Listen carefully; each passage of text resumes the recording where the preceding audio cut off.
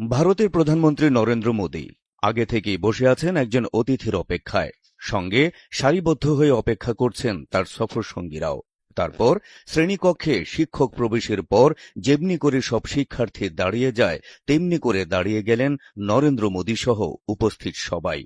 বীরদর্পে প্রবেশ করলেন নতুন বাংলাদেশের অকুতোভয় কাণ্ডারি নোবেলজয়ী ডক্টর মোহাম্মদ ইউনূস। এ দৃশ্য চোখ জুড়িয়ে দিয়েছে কোটি কোটি বাঙালির।